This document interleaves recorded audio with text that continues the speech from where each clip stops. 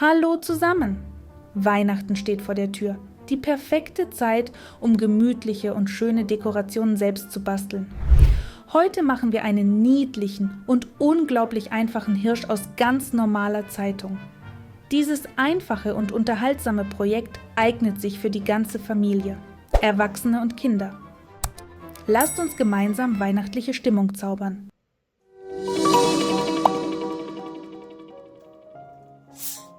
Für den kleinen Hirsch braucht ihr nur 5 Zeitungsröhrchen mit einer Länge von 45 cm.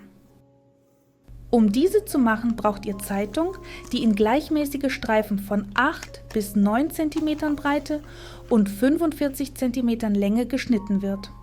Außerdem benötigt ihr einen Klebestift und eine Stricknadel mit einem Durchmesser von 2 und einem halben Millimeter. Alternativ könnt ihr auch einen dünnen und stabilen Stab verwenden, wie zum Beispiel einen Bambusspieß. Um ein Röhrchen zu drehen, legt den Papierstreifen vor euch. Platziert die Stricknadel am unteren Eck des Papiers fast parallel zum Streifen. Lasst ein Stück der Stricknadel außerhalb des Streifens und beginnt, das Papier von der Ecke auf die Stricknadel zu wickeln. Knickt die Ecke des Papiers über die Stricknadel und rollt den gesamten Streifen auf, während ihr eure Hände allmählich zur oberen Ecke bewegt.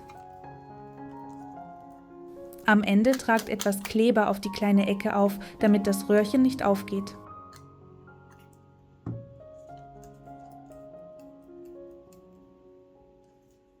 Zieht dann einfach die Stricknadel heraus. Fertig ist ein Röhrchen. Wiederholt den Vorgang für alle Papierstreifen. Die Zeitungsröhrchen könnt ihr entweder vorab einfärben oder im natürlichen Zustand lassen und den fertigen Hirsch am Ende in der gewünschten Farbe bemalen. Mehr über die Prinzipien und Techniken des Färbens von Zeitungsröhrchen erfahrt ihr in meinem anderen Tutorial.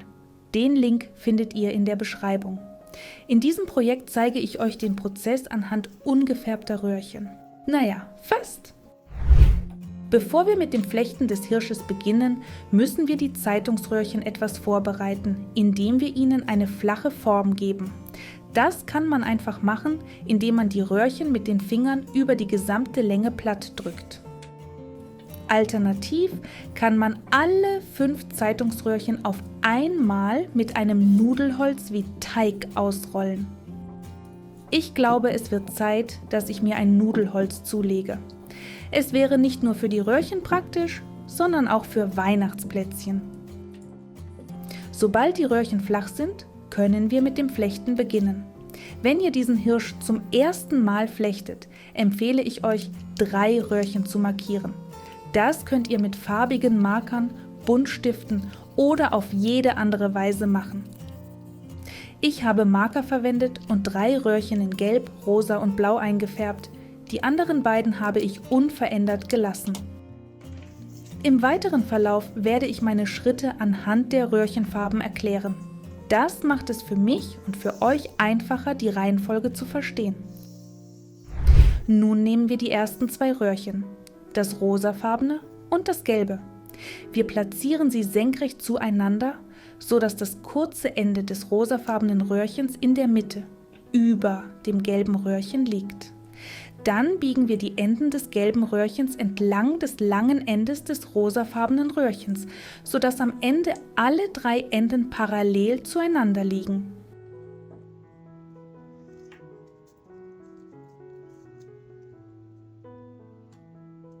Der nächste Schritt ist das Hinzufügen des blauen Röhrchens.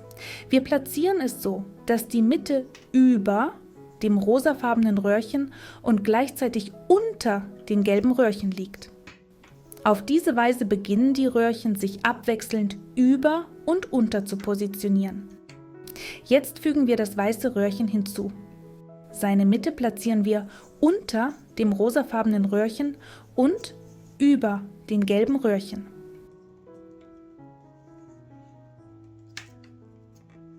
Das letzte weiße Röhrchen setzen wir genau wie das blaue ein, also über dem rosafarbenen Röhrchen und unter den gelben Röhrchen. Wir ziehen die Röhrchen fest, damit sie so dicht wie möglich beieinander liegen.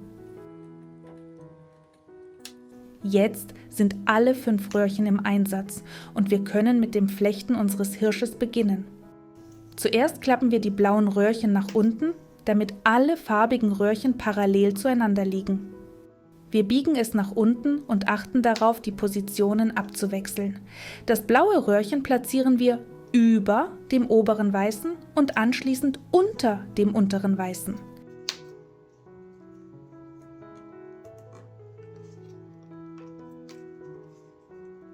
Die gleichen Schritte führen wir mit dem linken blauen Röhrchen aus.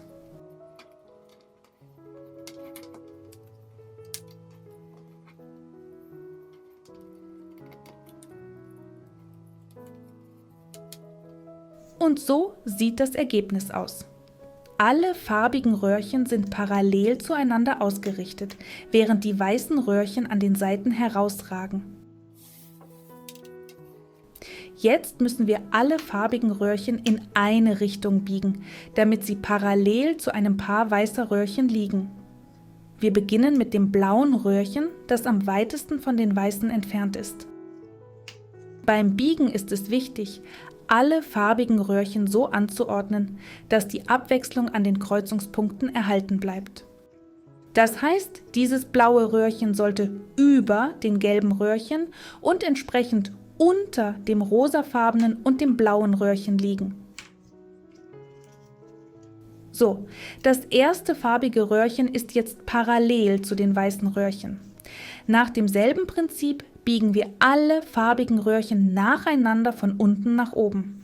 Das nächste ist das gelbe Röhrchen.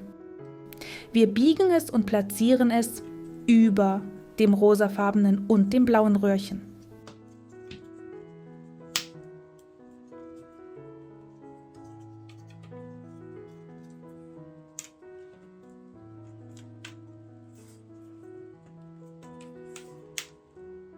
Und so weiter. Das rosafarbene Röhrchen wird entsprechend über dem gelben Röhrchen platziert. Die verbleibenden 2 Röhrchen bilden keine Ausnahme. Auch sie müssen gebogen und nach oben gelegt werden, auch wenn es nichts mehr zu wechseln gibt. Das gelbe Röhrchen wird nach dem Biegen direkt korrekt platziert, über dem blauen. Und das blaue Röhrchen wird einfach nur gebogen. Und hier ist das Ergebnis. Ich verstehe, dass es bisher nicht wie ein Hirsch aussieht, aber fast die Hälfte ist schon geschafft. Lasst uns weitermachen. Jetzt müssen wir nur noch die weißen Zeitungsröhrchen biegen. Wir beginnen mit dem oberen weißen Röhrchen. Wir biegen es nach unten und wechseln dabei die Position, mal über, mal unter den anderen Röhrchen. In diesem Fall sollte es über dem weißen Röhrchen und den gelben Röhrchen platziert werden.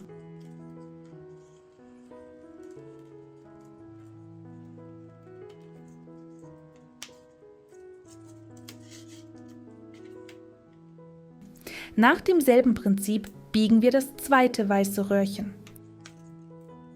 Es sollte über den blauen Röhrchen und dem rosafarbenen Röhrchen platziert werden.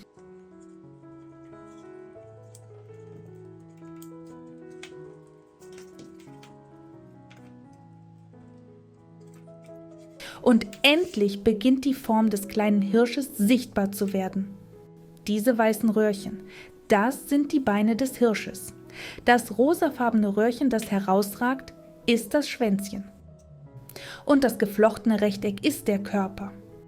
Es bleibt nur noch, den oberen Teil, den Hals und den Kopf des Hirsches, zu flechten.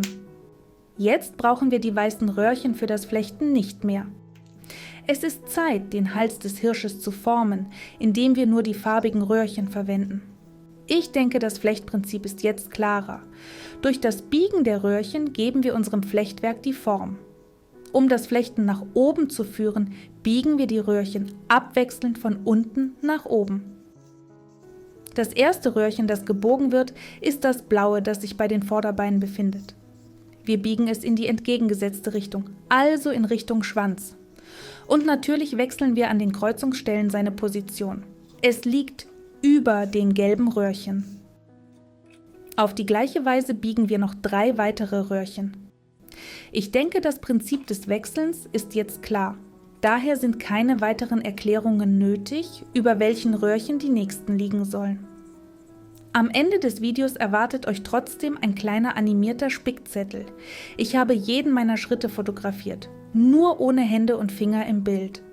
Obwohl ich mich bemüht habe, jeden Schritt im Video detailliert zu zeigen, habe ich beim Schneiden bemerkt, dass meine Finger manchmal die Übersicht verdecken. Deshalb wartet am Ende ein Spickzettel auf euch. Um den Hals des Hirsches deutlicher sichtbar zu machen und sanft zum Kopf überzugehen, biegen wir 2 Röhrchen am Ansatz des Körpers. Genauer gesagt, biegen wir aus den 4 farbigen Röhrchen nur das blaue und das gelbe abwechselnd. Auch hier wechseln wir ihre Position über und unter den anderen Röhrchen an den Kreuzungspunkten.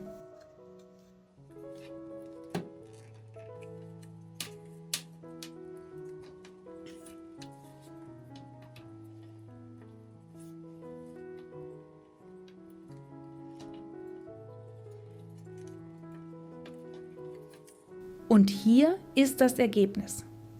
2 Röhrchen, das rosafarbene und das gelbe, sind die Geweihe des Hirsches. Diese lassen wir so und verwenden sie nicht mehr fürs Flechten. Aus den verbleibenden 3 Röhrchen, den blauen und dem gelben, formen wir den Kopf des Hirsches. Wir biegen das gelbe Röhrchen nach unten und platzieren es über dem ersten blauen Röhrchen. Dann biegen wir das blaue Röhrchen nach unten, so dass es parallel zum gelben liegt. Der Kopf ist etwas klein geraten, daher biegen wir das gelbe Röhrchen nach oben, um die Schnauze des Hirsches etwas zu verlängern. Und schließlich biegen wir das obere blaue Röhrchen nach unten, da mir noch keine stupsnasigen Hirsche begegnet sind. Das war's. Der geflochtene Hirsch ist fast fertig. Jetzt müssen wir nur noch die überstehenden Röhrchen kürzen. Damit das Flechtwerk nicht aufgeht, tragen wir an den Kreuzungsstellen etwas Kleber auf und drücken es, bis der Kleber vollständig getrocknet ist.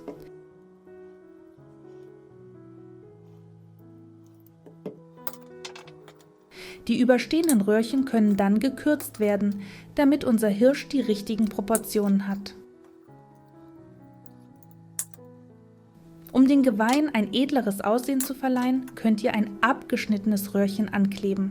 Im Allgemeinen könnt ihr das Geweih des Hirsches nach eigenem Ermessen veredeln.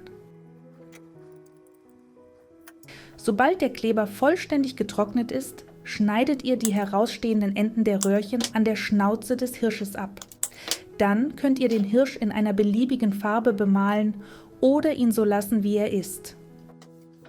Der Fantasie und Kreativität sind keine Grenzen gesetzt. Ich denke, diese niedlichen kleinen Hirsche sehen am Weihnachtsbaum einfach bezaubernd aus. Oder ihr flechtet ein ganzes Hirschgespann und stellt eine Komposition aus magischen Hirschen auf das Fenster. Natürlich mit einem Hirsch mit roter Nase an der Spitze, der den Weg für den Weihnachtsmann erleuchtet. Was denkt ihr? Wie würdet ihr diese niedlichen kleinen Hirsche dekorieren? Schreibt eure Ideen in die Kommentare, ich bin sehr gespannt. Und wie versprochen, hier ist ein kleiner Schritt-für-Schritt Spickzettel.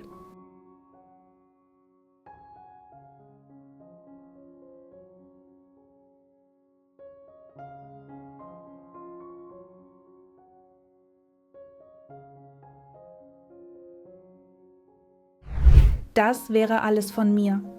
Vielen Dank, dass ihr dieses Video bis zum Ende angesehen habt. Gebt einen Daumen hoch, schreibt Kommentare.